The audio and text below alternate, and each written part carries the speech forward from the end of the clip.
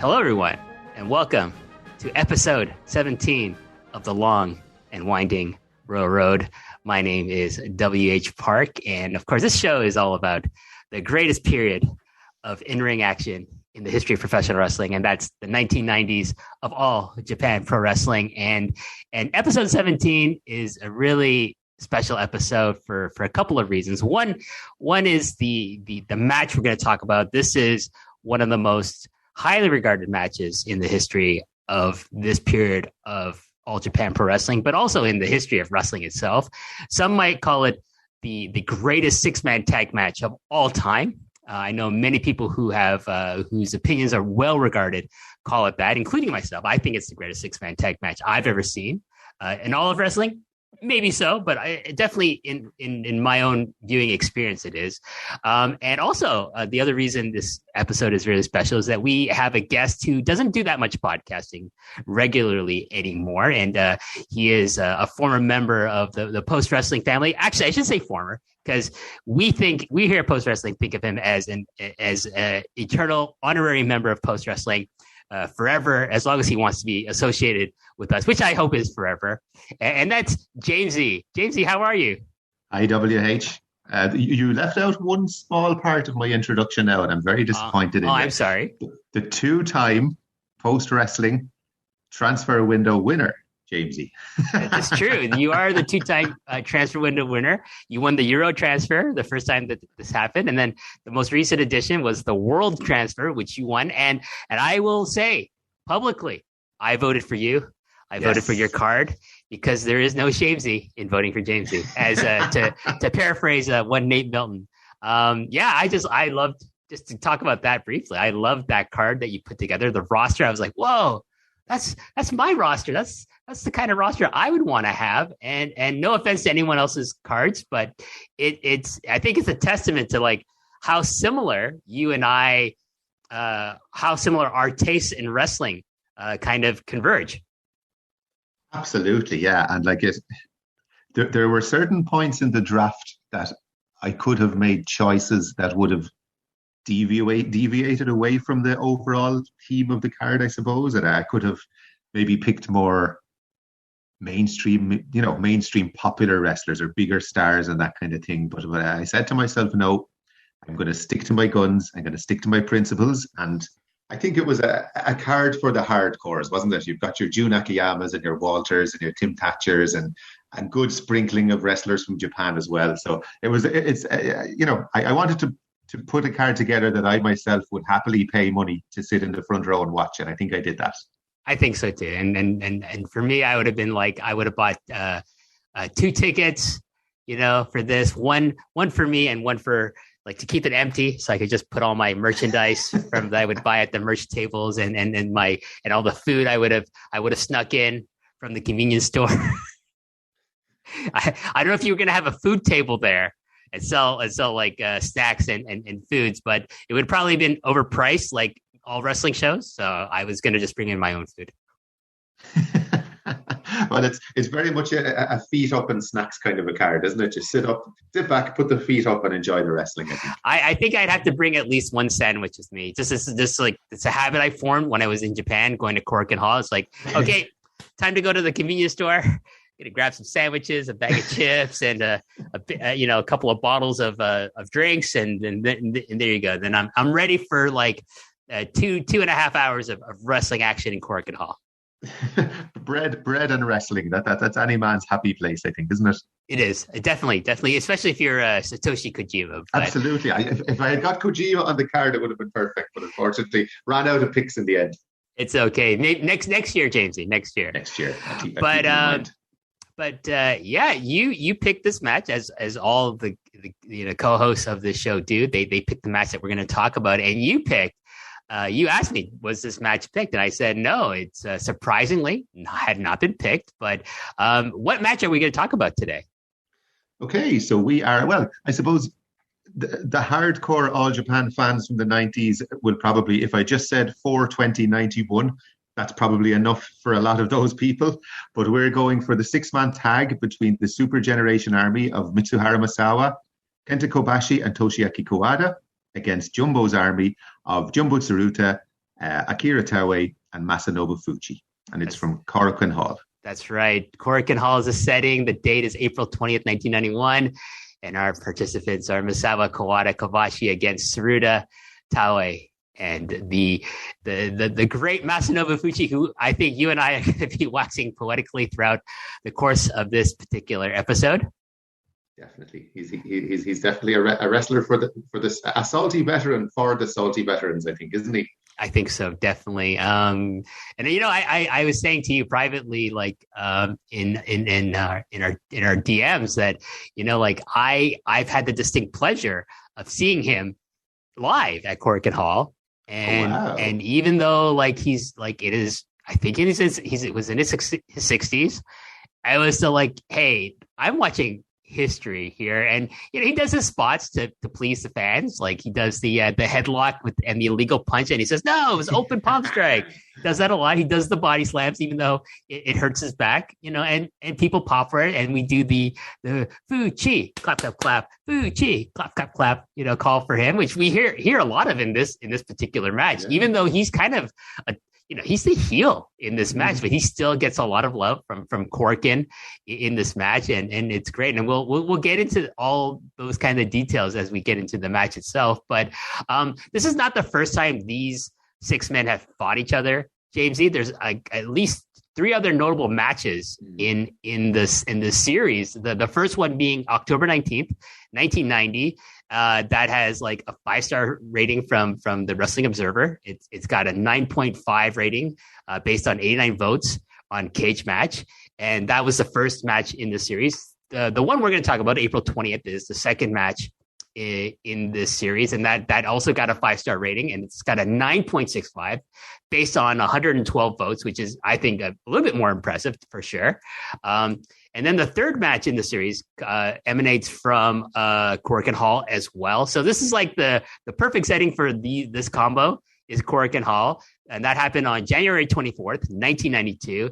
And that has a 4.5-star rating from the Wrestling Observer, and it's got an 8.13 rating from Cage Match based on 14 votes. So it's not as well known as the other two before it. And finally, the last match between these six men happens on May 22nd, 1992, in the Nakajima Sports Center in Sapporo, in the prefecture of Hokkaido in northern Japan, and it has a 5-star rating from the Wrestling Observer, as well as a 9.27 rating from Cage Match based on 48 votes. And I think that's the one I can't remember if I've ever seen, and I will have to go back and look for it at some point. Yeah, and apart from these specific six, like you then also have other combinations of Jumbo's army. You have matches there where maybe you mightn't have Taue in there, you might have a Yatsu in there, or you might have a Kabuki in there. So it's a rivalry that's kind of raged, I suppose, WH for at least, is it nearly a year or more in the promotion at this point? It's about a 2-year feud. The feud between Tsuruta-gun and Mitsuharu Misawa's Super Generation Army. It's the generational battle between like Misawa and Jumbo, because Baba has slated Misawa to be the next ace, and at some point, Jumbo has to finally put him over for the Triple Crown. That never happens, unfortunately, because of Jumbo's health decline. But like Misawa is though made by Jumbo in the singles match that they have, where Misawa gets the flash pin on him, and from there Misawa's rocket just takes off, and by default he elevates Kawada and Kobashi with him, and the thing is with Taue is really interesting because he was in Super Generation Army, but he thought, yeah, I don't want to be, I'm going to be fourth on the totem pole after Kobashi. No, I don't think so. If I jump over, because Yoshiaki Yatsu, who was originally Jumbo Tsuruta's main tag team partner, he defects to Super World Sports with Jinichiro Tenryu. So there's a spot, and Baba says, you're going to go with Jumbo. And it's like, but I'm going to be number 2 in Tsuruta-gun. I'm going to be Jumbo's main tag partner. I'm going to even jump over Fuchi as being the number 2 in the army. And I'm like, is like it's perfect, and he really benefits from that. And then when Jumbo's gone, it's like Taue and Kawada form the big rivalry. Kawada basically takes Jumbo's spot as Misawa's main rival, and it's just magic for the next 8 years after that. Oh yeah, like it's I you hear people talk about this entire to kind of step back from the whole period of 90s All Japan. And I think there are a lot of fans, and I think there's a lot of wrestlers as well who think that this period was about moves and big moves and about burning hammers and tiger drivers and head drops, and yes, they are an element of the style, but the real beauty of this whole generation of wrestling really is the layers of storytelling and the simple storytelling. As you said, Taue started off as a part of Misawa's crew. I think he was in the same class as Kobashi, I think, if I remember rightly, in the dojo. And then makes the move over to Jumbo's army because, as you said, he's number 4 or 5 as he stands. He can see his chance for himself to be number 2. And an understandable decision, and a decision that, career-wise, you can't really criticize him for making. But then that straight away sets up an enmity and a feud between him and the other guys in this match. And I think that the greatness of this match, which I'm sure we'll discuss in more detail, is that all those little layers of storytelling are there. Yes, it's about Misawa versus Jumbo, but I actually think Misawa versus Jumbo nearly takes a backseat in this particular match to the rivalry between the number 2s and the guys underneath them in the card. Isn't that right? I think so. I think we're gonna really look at the rivalry of Kawada versus Taue, which stems from an earlier match they had in January of the same year that plays a large part in the layout of this match. It's beautiful, like the way if you just look at it from an analytical point of view of like the way the camera edits happen, and we'll get to that more and more details as we get into the match itself. I want to do more background, but of course, yeah. But it's beautiful, including the finish. We'll talk about the finish. The finish is just a beautiful. Do you like callbacks?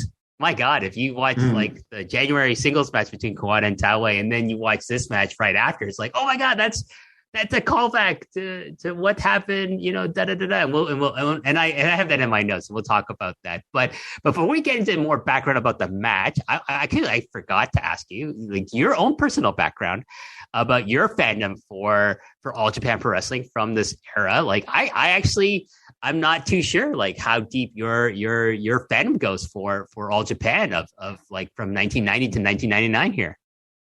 Oh, so like it's I suppose how I got into it is similar to the story that we would have told when we talked about the Liger match. Myself and yourself did a Liger match for your Thunderstruck series a couple of years ago, and I talked about buying tapes and importing tapes and that kind of thing. And I suppose my interest in All Japan initially, like I remember I heard you talk, I listened back to your episode with JP during the week when I was preparing for this, because you guys did the Jumbo Misawa match, and he was talking about reading the after mags and seeing all those Japanese wrestlers in those, and magazines like that were never a part of my fandom growing up.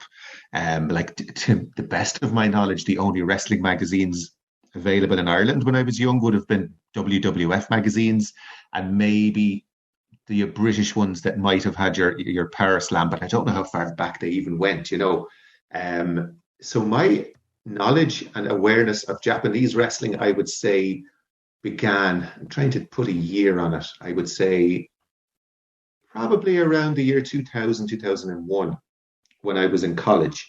And instead of studying and instead of being in the library to do my studies and to prepare for my exams and do my assignments, I was sitting on the computers reading about wrestling. And I would be reading, in particular, a lot of review sites and that kind of thing.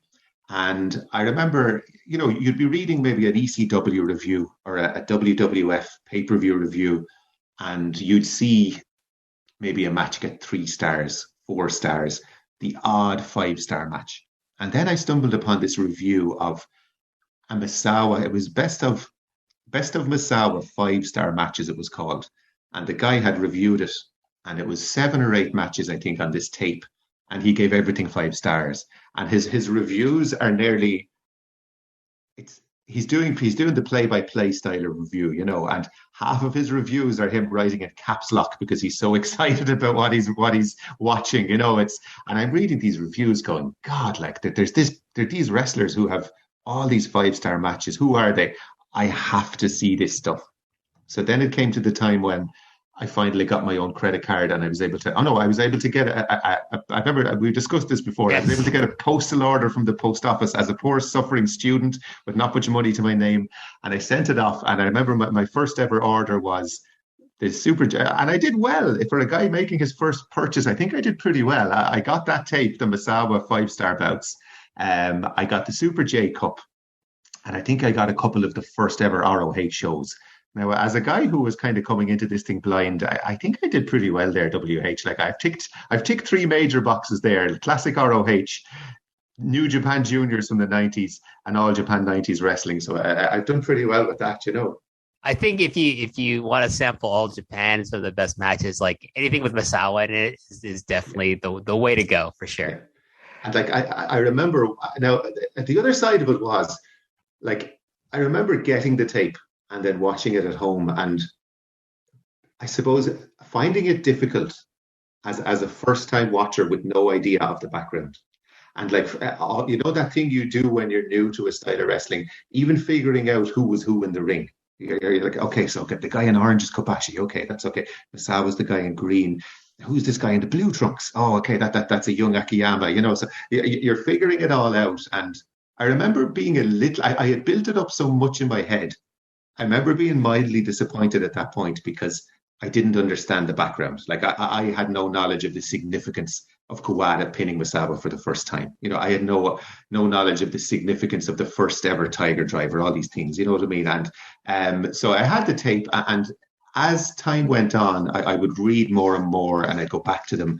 And then I remember kind of later on in my fandom being a DVD collector and getting this really, really lovely DVD set, which I still have here in the press beside me, of the entire Misawa and Kawada feud on DVD. And it would be like 4 really good quality as well. Like the tape that I got initially was awful quality, like almost unwatchable. Like the commentary was just this kind of a distorted warbling sound that you could hear, but it wasn't, tracking marks, yourself as an old style fan, the old tapes, your tracking marks, the picture jumping and disappearing for 5 seconds and all this. And then I got the DVD set, and this was the entirety of their feud, kind of all the major matches of the Misawa Kawada feud. And I remember making the effort to, the next match on the list, I would go and research the match first of all. I'd look up a cage match and read about it, try and find as much information as I could and kind of immerse myself in the feud that way. And I think that was my real falling in love with 90s All Japan, because I then understood the narrative and I could watch the matches fully in knowledge of what people back in the 90s were watching the match. You know what I mean? I knew what was happening. I knew the storyline. I appreciated the layers. And then from there on, it's just like, I just adore this period of wrestling. I don't know if I can say for sure it is the greatest period of wrestling of all time, because you have to give credit to New Japan and what they've just done in the last decade as well. And the difference, I suppose, between New Japan and All Japan in the 90s is we're cherry picking the very, very best of the All Japan stuff, whereas we were seeing the depth of the cards in New Japan, you know what I mean? And we were seeing people rise up, and we were seeing that there was maybe the junior scene was good. There was good periods of junior tag matches, that kind of thing. So I can never say for sure whether I prefer Bushiroad era New Japan or 90s All Japan, but to me, they're the two kind of at the very top. Very hard to separate. For sure. And like, of course, this is like, discounting the idea of Lucha Libre, which I don't follow. So I someone could say WH like 1977 to 1982, like CML was amazing. And I you know what? I'm not going to argue with someone who tells me that. He's like, I don't know. I can't say one way or another. But for my own fandom, and a lot of people will say this, like, and so like I like to say it this way. And this is the show about All Japan Pro Wrestling from the 90s. Yeah. So it's the greatest period of wrestling of all time. So so I get to say that on my own show for sure. But for sure, you have to make arguments for like other companies and other eras, definitely. But let me just ask you quickly before we get back into the background of this match, Jamesie, who is your favorite of the 4 pillars? again, something that has changed over time. I think back then, as I said, the guy back in the early 2000s who was buying those videotapes would probably have said Misawa because he probably thought that was the right answer, and because he felt Misawa's was the name on the tape and he was the ace, so obviously he's the best. And then I think as I got into it, I fell in love with Kobashi, for the obvious reasons, the very obvious, the great setting, the baby face, the sympathy that he could evoke, his ability to have those great comebacks, his fire, all the burning spirit, all that stuff. And I think finally I have settled on Kawada. I think now that I know the story in full, and now that I appreciate, and I can safely say I have seen enough of 90s All Japan, I think I've settled on Kawada because I think he's the most interesting. I think he's the most sympathetic figure. I think his story and his chase of Misawa is the story really of All Japan in the 90s. Yes, Misawa was the ace, and yes, he was the champion multiple times and the top guy in the company. But to me, the ace can sometimes be a little bit boring and a little bit of okay, he's the guy on top, fine. To me, the interesting story is the guy underneath, the guy who's always been in the shadow, the bridesmaid who's kind of chased this guy for his whole career and never been as good as him. And to me, that's the more compelling story. So for me at the moment, and it may change again in the future, it has to be Kawada. Yeah, for me too. It's like I always say my one of my favorite wrestlers, like overall wrestlers, would be, I think Kobashi edges out Kawada a bit, but among the four pillars, like Kawada is the most interesting, and I just love his story. Like you, I love his story, but my guy, just watching his stuff, rewatching a lot of matches that he's involved in, it's just like his selling is just like, even now, like his selling, people should watch just his selling. Forget all the moves he does, just watch his selling. The late selling especially is just absolutely masterful and just above everyone else in the company, I feel. And to me, it adds to his aura of like gaining sympathy, like being in Misawa's shadow, but also being in Kobashi's shadow. And like, if you understand the background of like how Baba looked at him, compared to Misawa and Kobashi, it's like, oh, you really get into Kawada's story, and we're going to talk about Kawada quite a bit in this match, but maybe let's get back to the last piece of background for this particular match. And I want to talk about the full card and the results from April 20th, 1991 at Korakuen Hall. It's Fan Appreciation Day at Korakuen Hall for from All Japan to its fans. It was at Korakuen Hall. The attendance was capacity crowd, Jamesie. It's 2,100 people, and I can believe that that's not bullshit, because if you watch this match or any of the matches on this show, this crowd is full. There's like every available seat is taken. There's people standing in the aisles, like trying to get a good look inside the ring, and it's filled with men of all ages, women of all ages, and tons of kids, which is just amazing to see for me. Oh yeah, like it's, and again, we'll go into it in more detail, but what an atmosphere that show takes place in. Like, this is a hot crowd. You talk about people being over. And again, we'll nearly have an opportunity when we go into the match to point to different points in the match where everybody gets their own little chant. You know what I mean? Yes, you could say one side is acting a little bit more heelishly than the other side, but this crowd absolutely adores all six of these guys. Everyone is so over, and it's something else to see, and it's nearly exacerbated, I suppose, after the last 2 years of modern wrestling and current wrestling, where we've had to endure these awful clap crowds. Like, it's such a pleasure to click play on this thing on YouTube and see how engaged and loud and vocal this Japanese crowd is.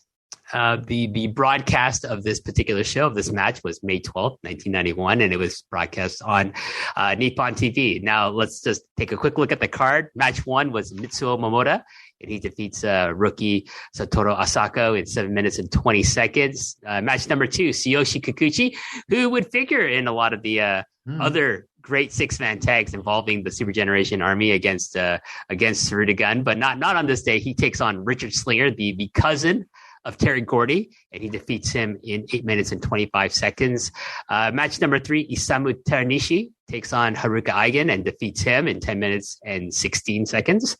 Match 4, Rusher Kimura takes on Motoshi Okuma and beats him in 11 minutes and 12 seconds.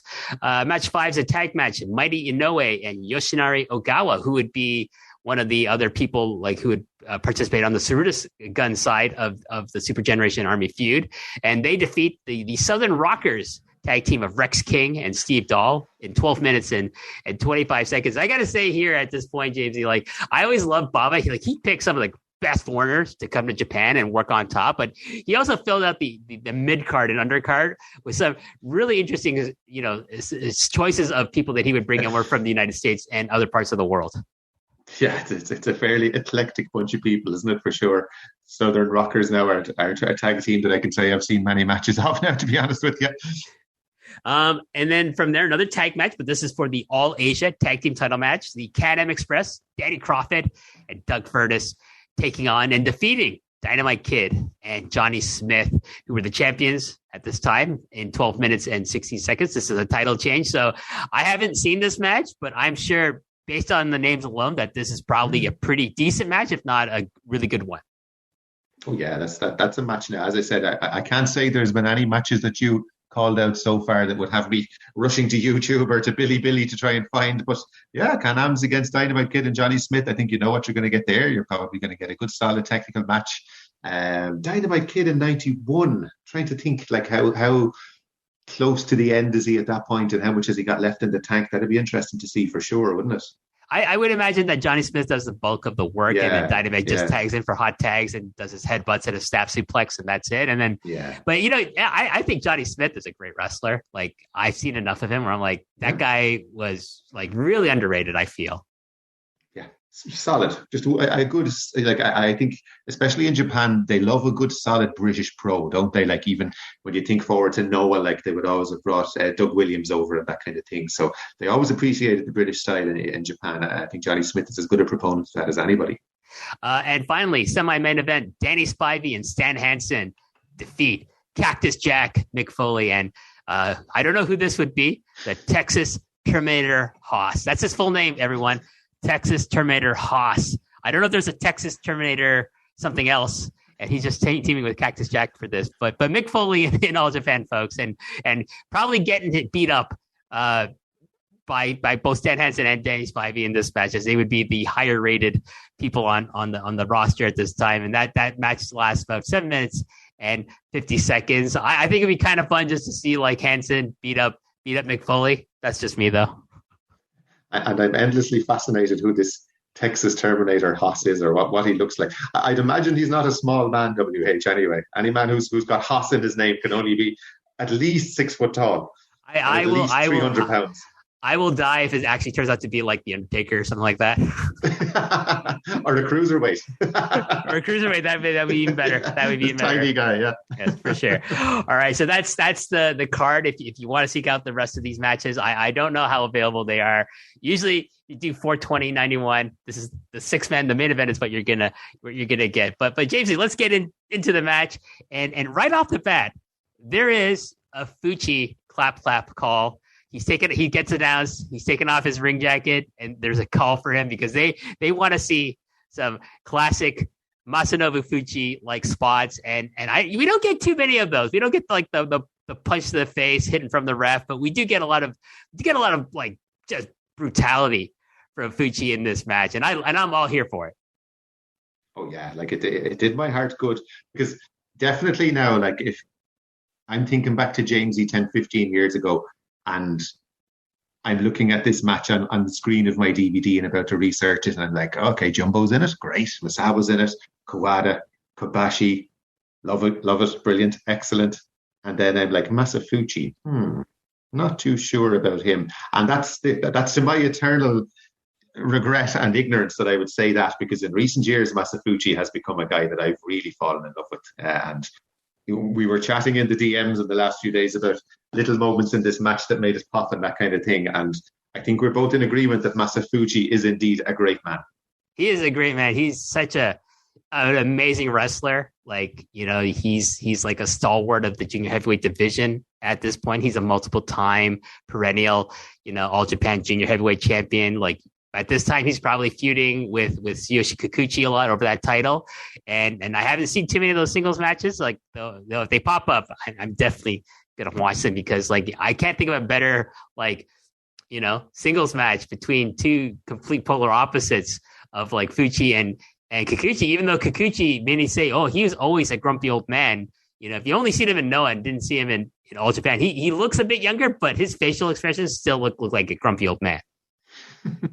So permanently. And from here, we get probably the best shot of the entire video, Jamesie, and that's of Giant Baba at the commentary table, looking like Mr. Rogers with the sweater that he's sporting on. But also looking incredibly happy and incredibly proud, and it's almost as if he knows that this match is going to be incredible. Like he's beaming, isn't he? Like he's got a big smile on his face. He's like we were talking earlier. He's there with his sandwich from the shop, and he's going to put his feet up at the commentary desk now and watch this great match happen.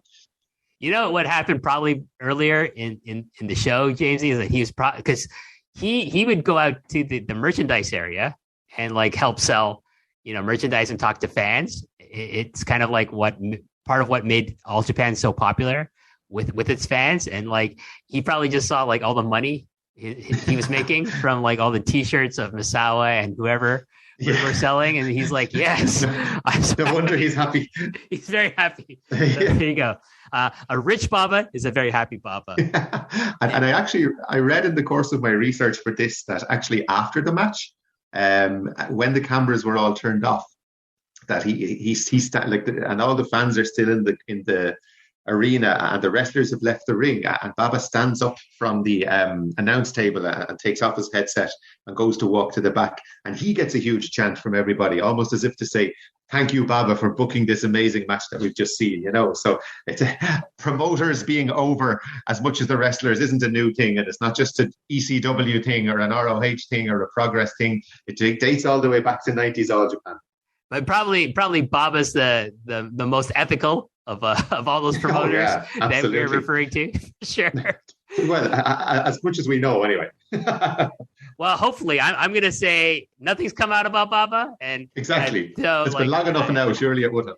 I'm going to stick with that. He's probably the most ethical promoter in the history, or one of the most ethical promoters in the history of this business. But I got to talk about the camera work and editing. They are absolutely fantastic, and we see it right off the bat, Jamesie, because there's a great shot of Taue as he's going to start the match with Kobashi, but then it cuts to this close up of Kawada, and you just see him glaring, him side eyeing Taue, and this is in reference to the January 15th match they had at Korakuen Hall, and you've seen this match, I'm sure, yes.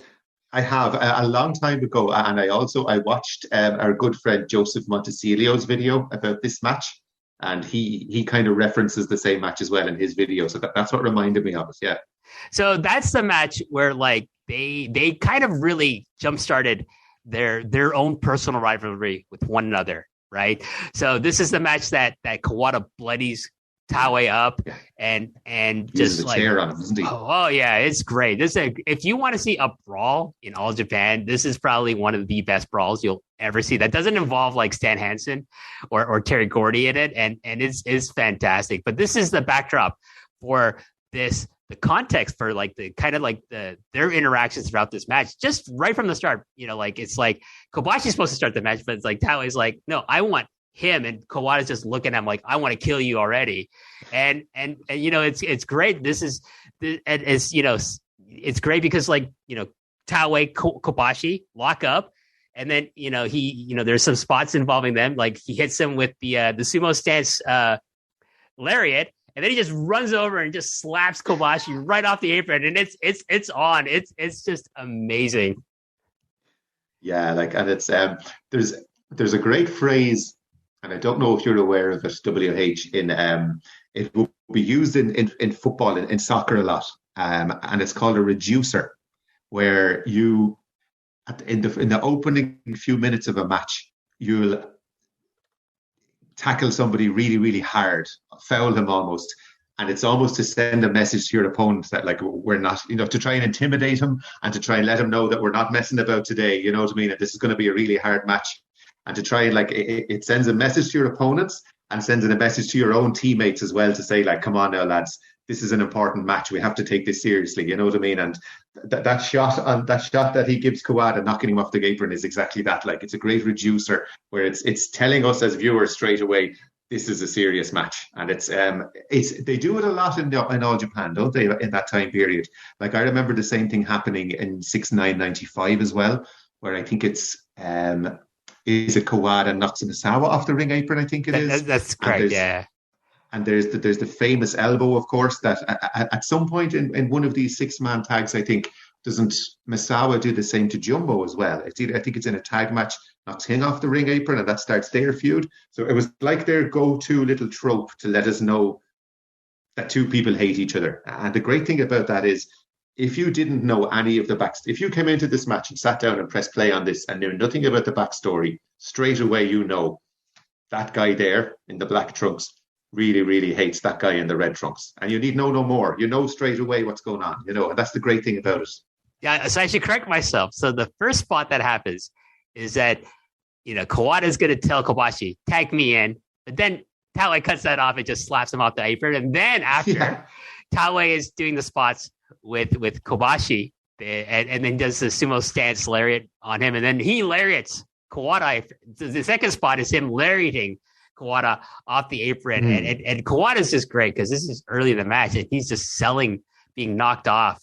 Like it already hurts. So he's already getting sympathy. He's creating this tension, like that people want him in this match, especially if he's going to be in the ring with Taue. And don't worry, people, you're going to get it. We're going to get to that point. But at this point, Masanobu Fuchi tags in. He hits this very nice looking drop kick on Kobashi.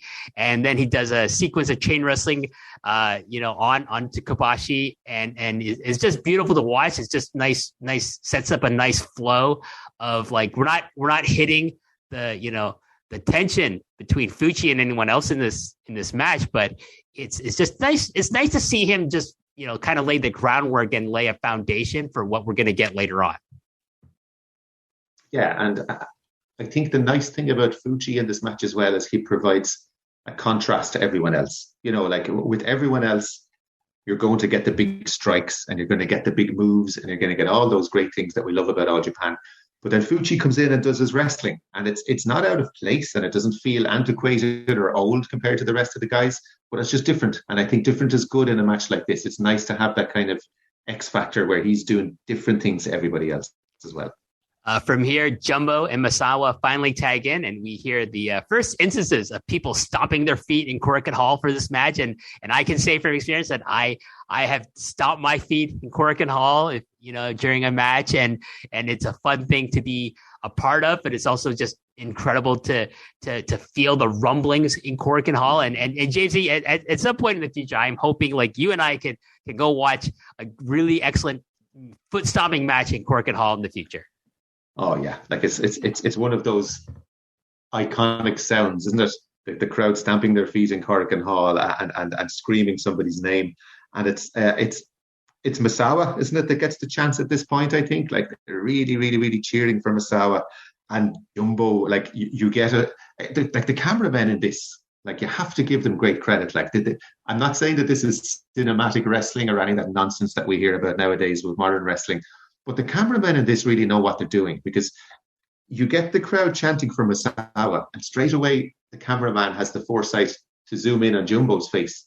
And Jumbo's not happy about this. Like he looks like Jumbo's never a happy-looking man at the best of times, but he looks particularly annoyed and particularly surly when this giant Misawa chant goes up, doesn't he?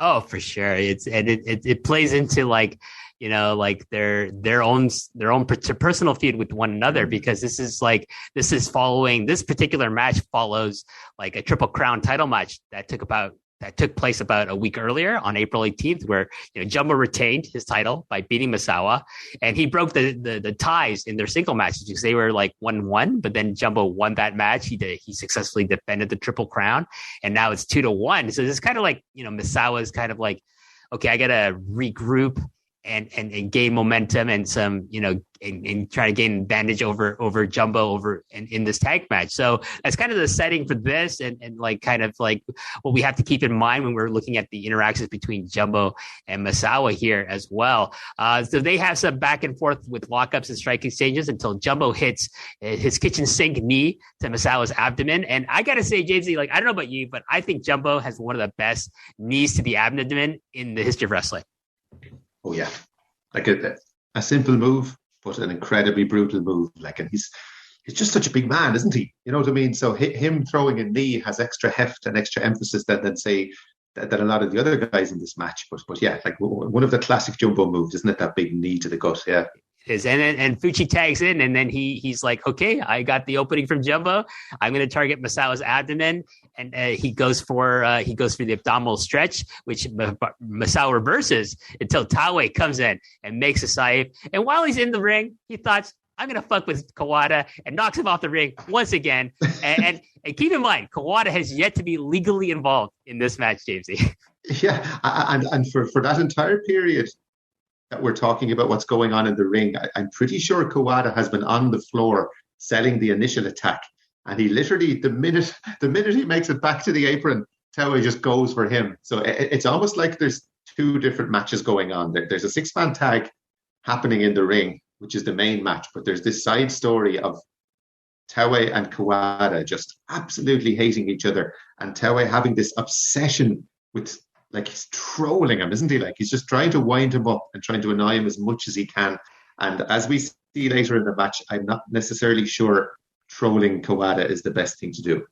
No, definitely not. It's a silly move. You know what? But it's the other thing we have to say, excuse me, is that, Taue's not the only one who's going to be trolling Kawada in this match. No. But Jumbo tags back in and works over Misawa some more until Misawa hits a beautiful high cross headbutt and then tags in Kobashi. Kobashi is an absolute house of fire. He's in there with the ace of the company, and he just like unloads on him. But Jumbo cuts him off and quickly tags in Fuchi, who decides, I'm going to work on the left arm of Kenta Kobashi here. He goes first with a chop from the top rope while Jumbo is holding Kobashi's arm.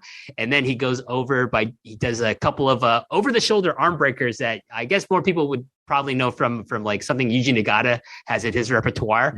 And then essentially he DDTs the arm, drives him to the ground, and then he just grinds on it. He's just absolutely like fucking working on this and just like trying to, kind of like trying to saw it off basically with his elbow. It's great. Oh, yeah. And again, the contrast, so far it's been big strikes and it's been, all the moves you'd expect the other guys to do. And then Fuchi comes in and just says, and like, I'm not going to say that this arm work has any big payoff later in the match. It's not the story of the match or anything like that. It's just a nice, interesting little thing that he does for a minute or two that kind of makes his time in the ring memorable. You know what I mean? Like, he's very, very good at, he's not going to be the guy who's been overshadowed in this match. He's going to make sure that when he gets in there, he's going to do something interesting. And like, this work on the arm is phenomenal. Like, you know what I mean? As you said, it's not just your listless, lazy arm work you see some people do. Like, everything he does, you feel like he really means it. You know what I mean? Like, he puts on an arm bar, and the takedown for it is amazing. There's another kind of I don't know what would you call it, but he ties Kobashi up in this move where he has both arms trapped. Just amazing. Really, really good, really interesting. And again, just enjoying Fuchi's contribution to this match an awful lot. And here's my hot take about Fuchi that I wanted to talk to you about is, like, I've never met or talked to Timothy Thatcher, but if I did, I asked him, are you a fan of Masanobu Fuchi? I think there's a 90% chance he'll say, yes, I love Masanobu Fuchi. Surely to God, because yeah, like all the traits they have, that I would imagine it's the moment when he takes him down and puts him into that Fujiwara armbar that kind of makes you think that, because it's uncanny. And I would imagine if you spoke to Masanobu Fuchi, one of his major influences would definitely have to be Fujiwara, surely to God, because the similarities between those two guys are just uncanny as well, aren't they? Definitely. At this point, Taue tags in. He does a double axe handle to Kobashi's left arm from the top rope, and then he applies a Fujiwara armbar, and then transitions into a cross arm breaker where Taue is on his back. And you know what? That's a big mistake on Taue's part, because guess who sees his opportunity? Toshiaki Kawada. He comes in and he starts viciously kicking at Taue's back. And I think more to punish Taue rather than to help Kobashi. Yeah, like and it's important to emphasize, like when we say that Kawada is kicking Taue in the back, like he is kicking Taue in the back. Like there's nothing worked or there's nothing pulled about any of these kicks. Like he is kicking him full force in the back as hard as he can, and it's one of the moments. Like if you're to list the great moments in the match, you would nearly say this moment is maybe the first great big moment in the match, because it's just this explosion of hatred between the two of them. You know what I mean? And like they just. Can you describe what follows as anything more than just a fight, really? They fight each other, really, don't they? To the point where you almost feel like it's real. Oh, I mean, it's, so he kicks him and then, Taue is super pissed. He gets up, he just starts attacking Kawada and to the point where like the other team members, like they're trying to break it up. And like, it's funny because like Misawa and Kawada, their idea of breaking up is try to like pull Kawada off because Kawada's on top of Taue. And Jumbo and Fuchi's idea of breaking up the fight is to kick Kawada in the head, which is funny. And then it's so intense that Kiwawada has to come in there. He calls over Tsuruta-gun and says, break this up. We need to get this match back to being a match again. It's great. It's so intense. And and you can just feel kind of like the electricity that the fans know, oh my God, we're going to see something special here. We're not just going to get a 6-man tag match between these guys. We're going to get something that maybe we're going to be talking about for years to come. Yeah, like, and I don't think I've ever seen two teammates have to drag like usually in a wrestling match, you would want your teammate to be doing damage to his opponent. But you get the genuine feeling they're afraid that the match is going to be called off. Isn't that the way it is almost? Like, God, if we don't get Kawada off Taue right now, this match is going to be thrown out and that's going to be the end of it. So they're teasing the DQ almost. Things have gotten so heated, you know what I mean? And it always reminds me of like a fight you would see at 2:00 in the morning in Dublin City Centre outside a nightclub or something, where things have gotten out of hand and the police are on the way and these guys are trying to pull their friend off the guy he's fighting because they need to get away. Like it's just pure madness, like, and it's brilliant. And it just, the realism of it and the intensity of it, it's a really tense situation and it sets the table beautifully for the match to come.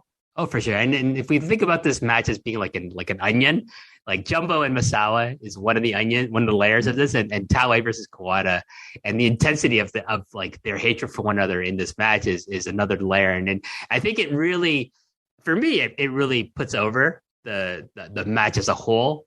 And like there's some great interactions throughout for different partners and different opponents with one another, but like for me it's like the interactions between Kawada and Taue are just like, wow, like I just can just watch it constantly, and I've watched this match 3 times already in the last 4 days. So it's like every time I get to this part, it's like, oh yes, so amazing.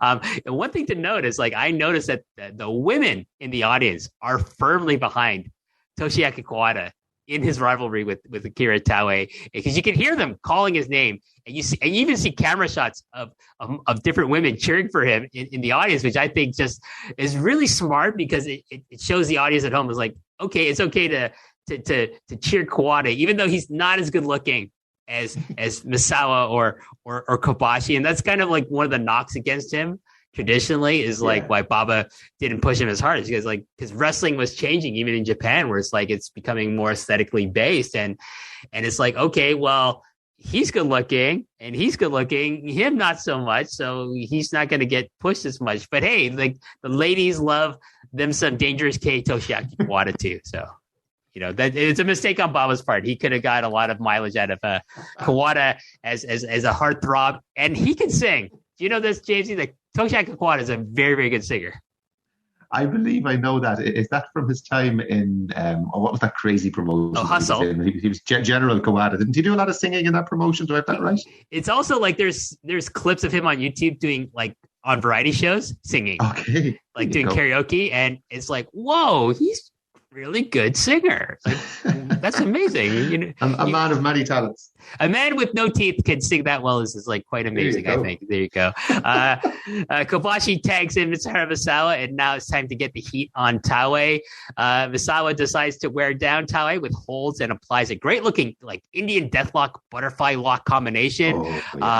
Taue tries to fight from the bottom with some slaps, but Misawa says, "Okay, you slap me. Here's an elbow," and then he hits him the second time. He hits him with the slap that I thought maybe the slap was even harder than the elbow, and elbows are what Misawa is known for.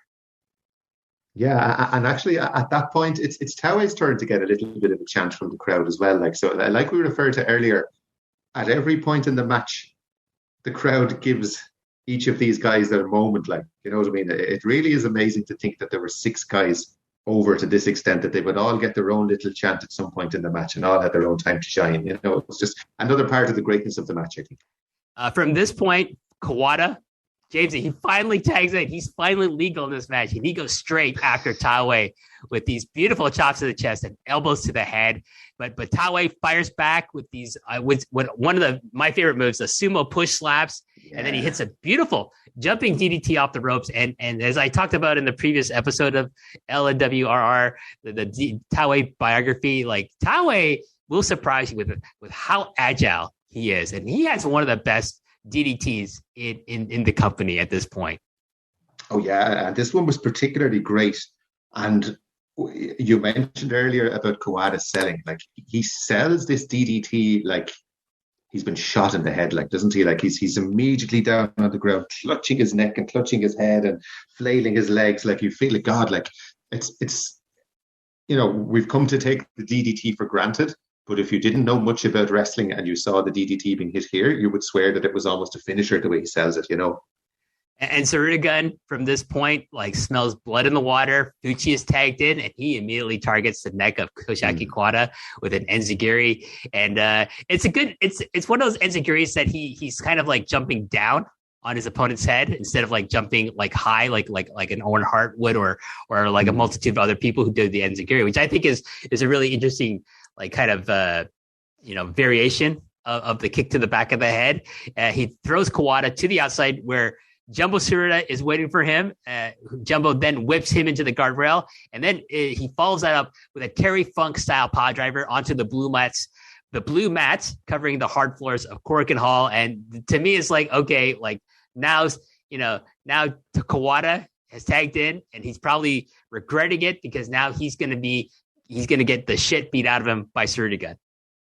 Yeah, and this, we should say, like, this is a very, very long match, isn't it? And it's when you load up the YouTube video, it's like a 55-minute video or something like that. It's quite intimidating. And when you're sitting down preparing for a podcast, I always try, if it's a long match like that, to kind of divide the match into segments in my head. You know what I mean? So we've done the opening now, like we've set the scene, we had a little bit of brawling, everybody's had their turn in the ring, everybody's had a chance to get cheered. Now it's time to get down to the kind of the storytelling and narrative. And I think the first big section of this match now is Kawada playing face in pearl, isn't it? And basically Tsuruta-gun going to town on his neck. So yeah, like, it started off with the DDT from Taue. Now we've had the pile driver on the floor.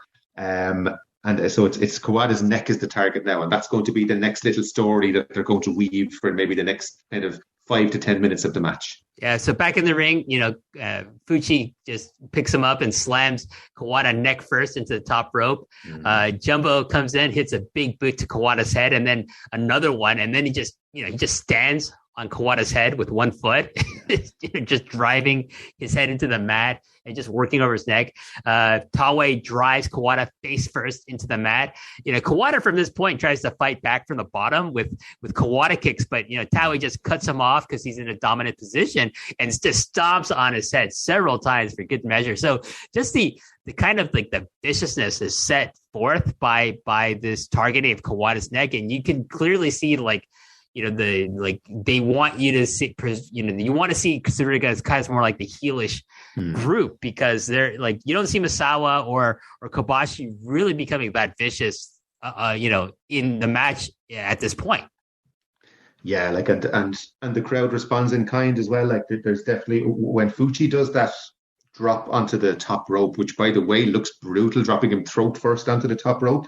Really vicious looking, really brutal. And the crowd kind of boos for that. They're kind of saying, hold on, this is too far, like this is too much, you know what I mean? And Jumbo in particular, I think, is really great at being heelish in this segment. Like that, as you said, that when he hits the boots a few times and then just rubs his boot in Kawada's face, like and like just pure contempt for him, like, and the look on his face is just pure vicious, isn't it? You know.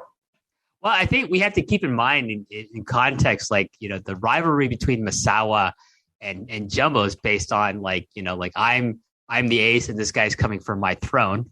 That's not happening, and I'm going to hold on to it. The rivalry between Kawada and Jumbo has like kind of the added layer, the added depth of that Kawada was Tenryu's protege, and was on the other side. So now Tenryu's gone, but hey, this punk kid is still here. He's wearing Tenryu's colors of black and yellow. You got to think, I still remember when you're teaming with him against me, and now you're on the side of this guy who wants to take my spot. So like, there's that context. I really feel like there's even a little bit more, quote unquote hatred of Kawada from Jumbo than what he has for Misawa. Oh, for sure, yeah. Like, and as I said, yes, the Jumbo Misawa rivalry is there, and it's the crowd is really hot when they're both in the ring. But as you said, it's like poor old Kawada is the guy they're after in this match, isn't he? Like, it seems to be he's the target almost. Where it's almost like Jumbo Misawa is business, and it's about being the top guy, but Tsuruta-gun against Kawada is personal, and there's a real, when he's in the ring, they're definitely harder on him than they are on anyone else, And this evidence, like when Kawada is then thrown outside, where Fuchi is waiting for him, and then and then he gets spike pile drive, like Fuchi's got him in the pile driver. Taue jumps off the apron and spike pile drives Kawada into the blue mats outside. So yeah, they definitely like are saying the most vicious things for Kawada's neck. Like, I mean, we'll get to a point where they're going to work over somebody else, but like, I never think it's as brutal as like the work you do on like someone's neck here. And it's just like, you can tell it's almost like they want to cripple the guy. Yeah. And I wouldn't say that a spike pile driver was a commonly used move in this period of All Japan. I'm trying to rack my brains, and it's not a move you would see in every match for sure. Like, it's a kind of a, definitely like we're going to hit some special moves in this match to kind of put over how much dislike there is, isn't it? Oh, definitely. Like, and then like, Kawada's thrown back in the ring, and then Fuchi takes him over with this nice looking chicken wing, like hammerlock takeover. And then he applies a neck crank using his leg. Like, Fuchi is so fucking awesome in this match. Like, he just grounds everything, but like everything he does works to what was happened before and what's gonna happen after he's done working on someone's like body part here. And it's just like what I like about like Fuchi at this match especially is like when he's doing the over the shoulder like arm breakers, he just adds that torque. He twists his opponent's arm. He twists Kobashi's arm a little. With this, like, he gets Kawada in the neck crank, and then that's exactly what he does. He just doesn't like keep his head in his legs. He cranks. He doesn't squeeze. Yeah. He cranks Kawada's neck while he's in this. And this looks like, I don't care, it's a work. This looks super painful. This is really brutal looking, isn't it? Yeah, like he's doing basically, like, to get back on the Fuchi love train again for a minute, like, he's doing all the things I want from a wrestler. Like, yeah, like, you know me well now at this stage, WH, to know that what I want from a wrestler are to take themselves seriously in the ring, to have their moveset look realistic, to have their moveset look vicious, for there to be logic about what they do in the ring. And like, Fuchi is ticking every single one of those boxes in this, you know what I mean? Like, where the other guys are doing spike pile drivers and big moves, he's performing basic enough wrestling holds, but applying them in such a way that they look as vicious and as painful as anything that's gone in this match so far. You know what I mean? And it's phenomenal. You know what I mean? He's fully aware of who he is as a wrestler. He's not going to compromise it in any way, but he's still going to very much insert himself in the narrative of the match and enhance the match through being himself and by wrestling true to his own principles as a wrestler. And that's something I admire in any wrestler. Not to be outdone, though, Jamesie, Jumbo comes in and applies a sleeper hold, or more accurately, he decides to start wrenching on Kawada's neck under the pretense of applying a sleeper hold. And I have to say, Jumbo 2 is also fucking awesome in this part of the match. Like, he's just like, he looks like he's about to rip his head off. It's so great, but it's like he's disguising it as a sleeper hold. Yeah, like it's literally, I'm trying to see if I can squeeze this guy's head off, isn't it? Like, it's incredible. And this is the point, like we're saying, Tsuruta-gun is getting the heat on Kawada's neck. And this continues as, Taue comes in, he whips him into the guardrail and then clotheslines him over the guardrail into the front row. And just like where the fans are like, whoa, it's now boiled over into the crowd. It's like, it's getting intense because you don't really see that too often in All Japan, unless Stan Hansen decides to just go completely nuts in a match. But usually a match involving the native wrestlers you don't really see like going into the crowd too often. But Kawada finally finds a break by hitting a spinning savate kick to Taue, and then tags in Kobashi, who hits a great looking missile drop kick, and then a couple of drop kicks for Fuchi and Tsuruta, respectively. There's a nice back and forth sequence between Fuchi and Kobashi until Kobashi gets a series of rolling cradles to disorient Masanobu Fuchi, at which point Misawa tags in and levels him with this beautiful top rope flying elbow. So now the tide has shifted back to Super Generation Army, and it's really great. And then there's a pin attempt, and then Jumbo runs in and breaks it up to this beautiful chorus of boos, Jamesie. And it's just like, this crowd is so invested in what's happening in this match. Yeah, and you know what I love about that whole segment? Say, if we go back to the start of the work on Kawada's neck, what we've basically had for the last 5 or 10 minutes is an old school Southern tag. We've got the face in peril, who's been worked over really, really, really well by the heels. Kawada sells it like death. He sells it like he's on his very last fumes. And then he gets the hot tag to Kobashi. And Kobashi comes in like the best hot tag you could ever possibly have in wrestle, full of piss and vinegar, knocks out all the other 3 guys and gets the momentum back for his team. And like that could be the Midnight Express and the rock and rolls back in the 70s and 80s, having an old sky. Like, here we are in 90s All Japan, and they're still using the basic principles of pro wrestling, a Southern tag, and it works so well. Like, you're now on the side of the younger team, you're now on Kawada's side, and you dislike Jumbo's Army for picking on him and being so vicious to him. Like, old school principles of wrestling that date back to the dawn of time, and they're using it in this match. Like, so, when people say to me, All Japan is, it's all about the big moves and it's all about the head drops. It's not. It's, at least in this period. Maybe it became about that eventually, and maybe that's the time in All Japan where I started to sour on it a little bit. But in the first 5 years of the decade, it was all about the basic old school principles of pro wrestling, old school storytelling, and things like this. A basic Southern tag, but done with their moveset and their style, and it's just incredible. Like, and I'm just sitting here, we're 20 minutes into this match, and I'm already penciling in the 5 stars, because it's just like, it's hard to, like, we're talking through it. It's hard to, you cannot overstate how good this match has been so far. Like, there's been no down period. There's been no boring opening segment that you might get in a New Japan Epic or any of that stuff. Like, it's every second of this match so far has been gripping. I mean, you talk about the Southern tag style influence on this match. It's not surprising if you consider like the influence of the Funk Brothers on this company. Like, they helped Giant Baba start All Japan Pro Wrestling. They trained a lot of like the key, early figures of the company, including Jumbo Tsuruta. Jumbo Tsuruta was trained by Dory Funk Jr. Stan Hansen was trained by the Funk Brothers, and then he made his name, and he was the top gaijin in All Japan for decades.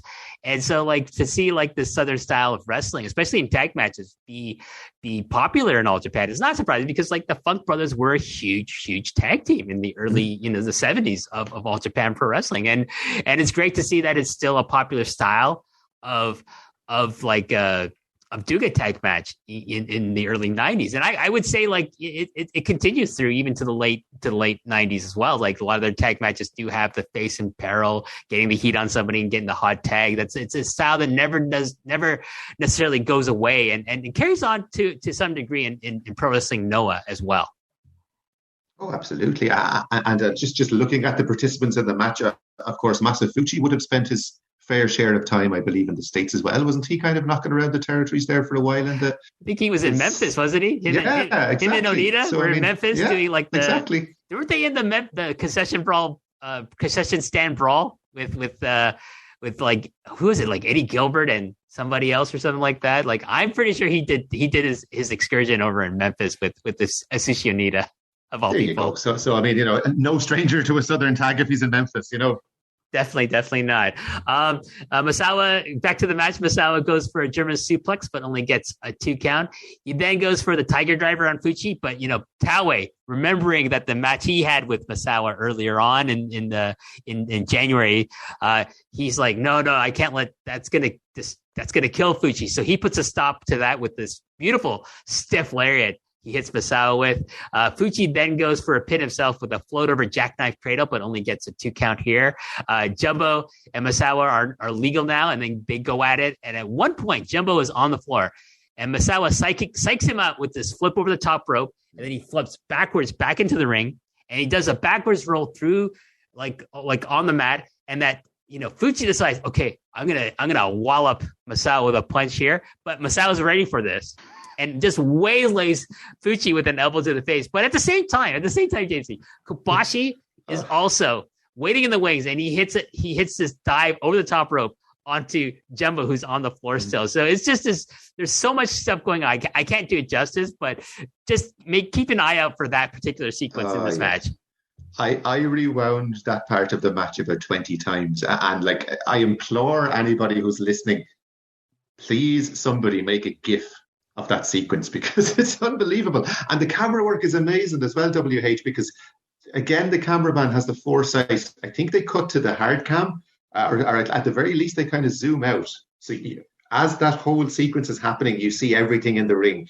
You see Misawa skin the cat and go back into the ring, roll backwards. And at the exact moment that he nails the elbow on Fuchi, Kobashi does his springboard to the outside. It's just one of those moments where it's just perfect. That at the exact point of impact, he hits the plancha to the outside. And it's just, again, one of the great moments of the match, I would say. And again, credit to these cameramen.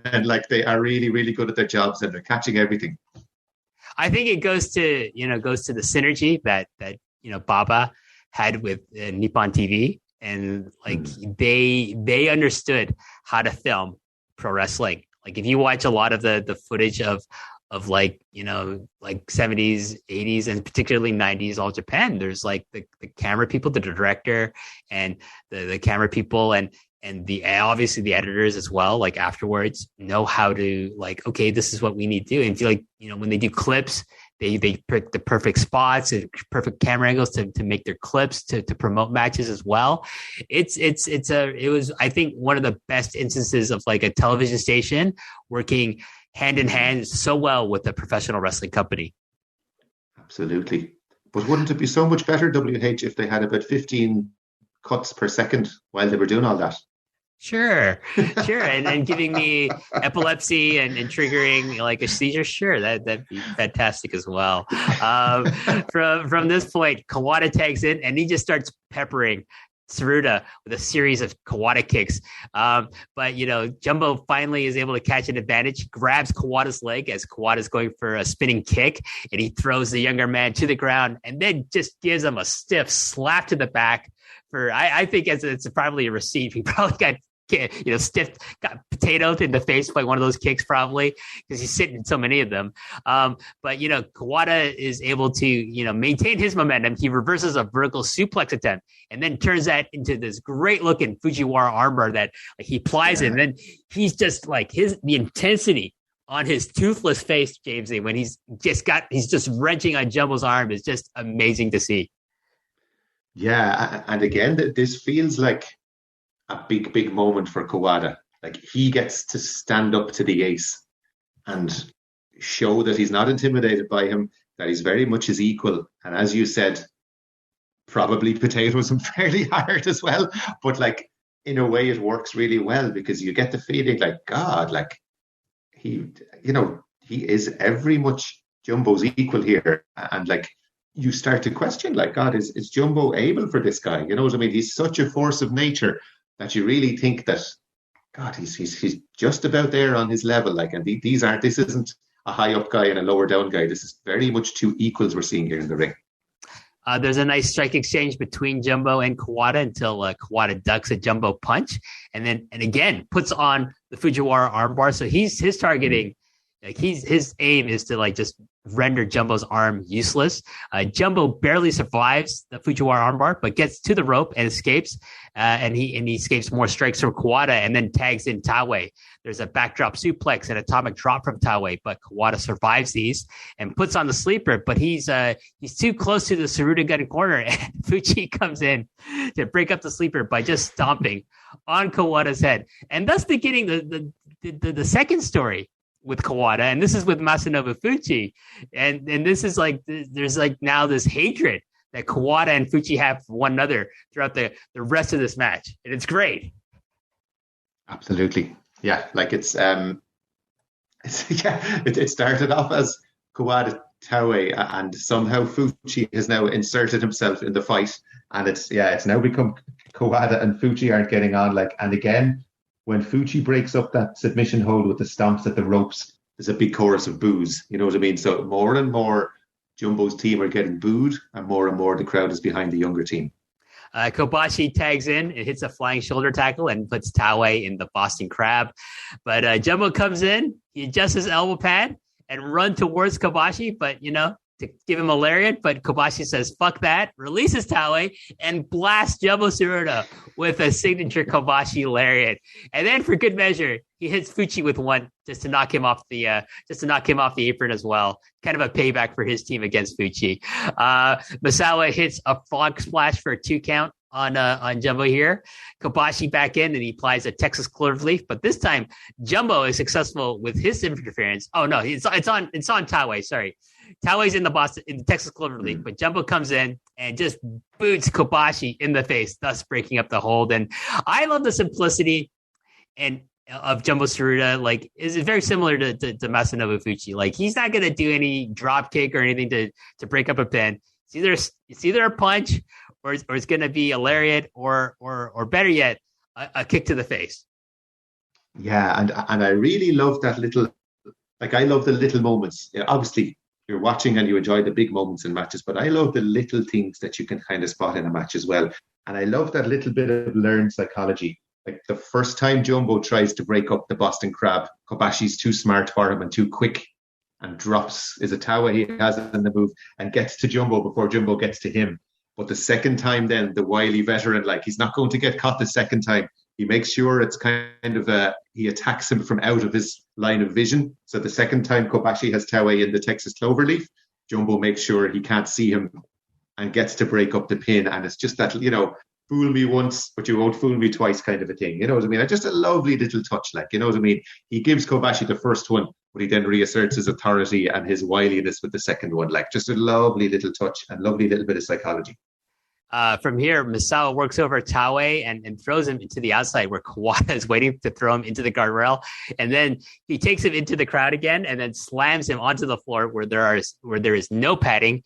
He then follows up with more stiff kicks to Taue's back. And as you said from earlier, Jamesie, he's not just kicking Taue in the back. He's kicking Taue in the back.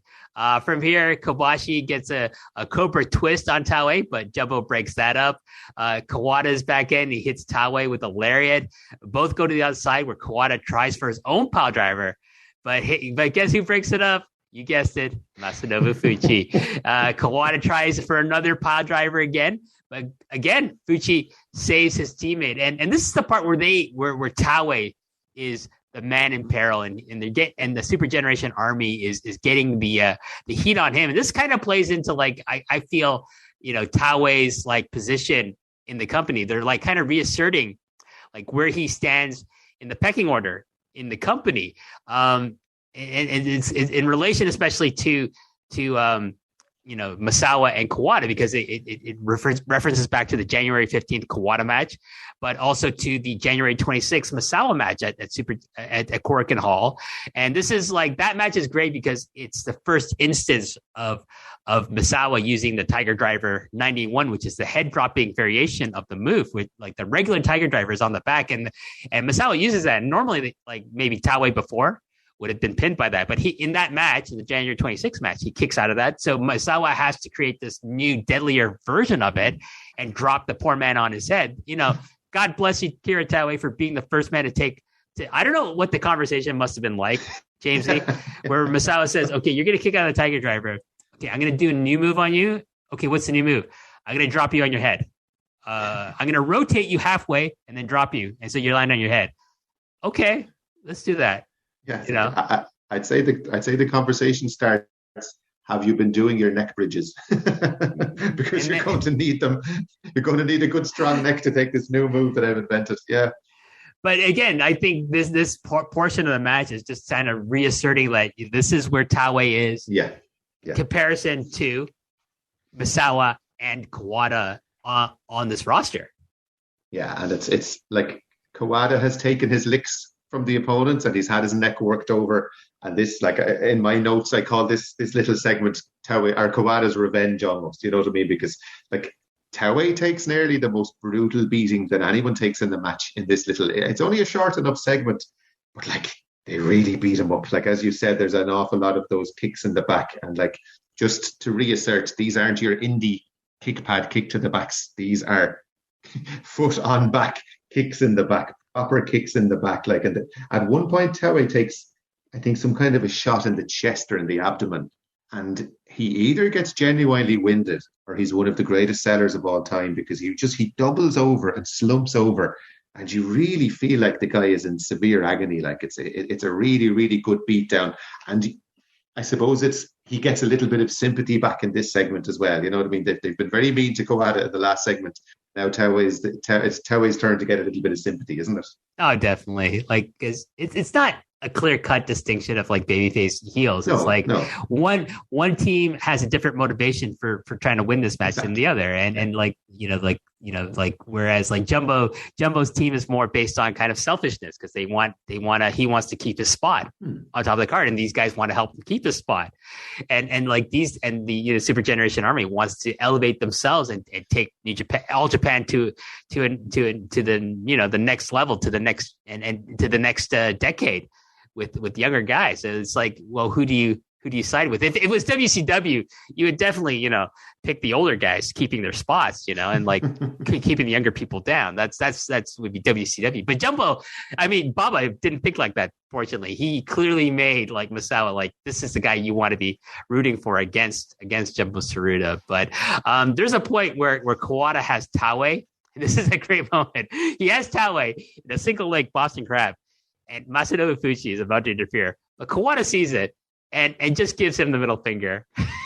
And Fuchi's reaction to this middle finger is absolutely great, because he is so angry. He's so pissed off at the temerity of Toshiaki Kawada, this young punk, to give me, a veteran in this company, Jumbo's best friend, the finger. Wow, it's great. And this is one of the points where I think it was Saturday night I was watching this match, and I paused it and I went onto Twitter and I sent you a DM and I just said, like, this is one of the funniest, it's funny, but not in a silly, funny way. You laugh, but you're kind of laughing because we've all been there when one of those days, maybe you're in your job and work or something like that, and you've just had enough and you just go, fuck this, I'm just so fed up. And that this is Kawada's fuck this moment. Like he's been beating up on this guy. He's just lost all reason. And this Fuchi guy will not stop interfering. Like Kawada's aim is to beat up Taue. And this Fuchi guy is like a thorn in his side for the whole match, getting in the way of his aim of beating up Taue. And he just flips him off. And it's just so funny. It's one of the most, it's a badass moment, and it's a funny moment, and it's also a really identifiable moment. Like we've all been there, we've all had that feeling. I think it's an entertaining moment, and like one of the things I and it makes sense within the context of everything that's happened before it. And one thing I don't really appreciate about modern day quote unquote comedy in modern wrestling is like it I feel it's designed to expose wrestling as being fake.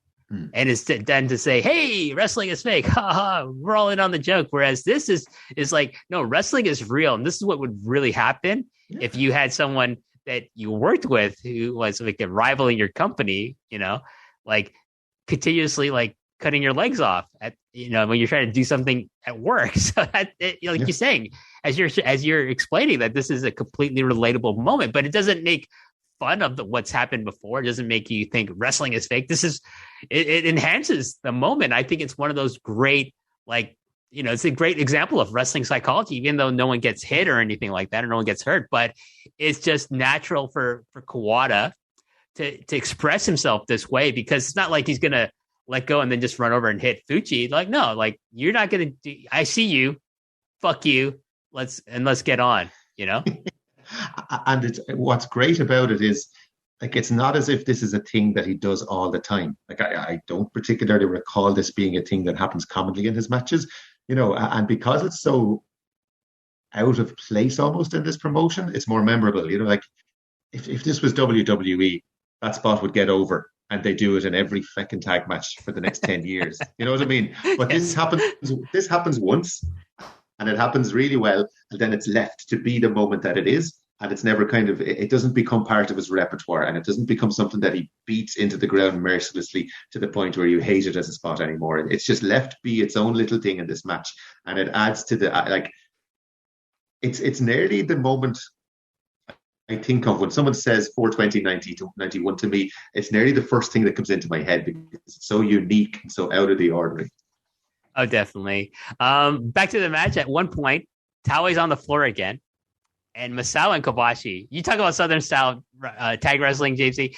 Misawa and Kobashi do the Midnight Express rocket launcher move, but this is from like so Kobashi. So Misawa is the Stan Lane. He's the base. Kobashi's gonna do the flying. He's the Bobby in this example.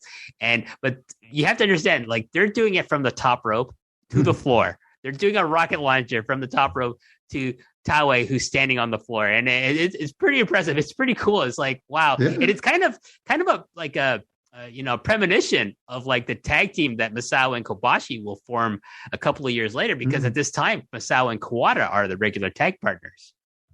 Yeah, and it looks great as well. You know what I mean? And we're talking about little moments.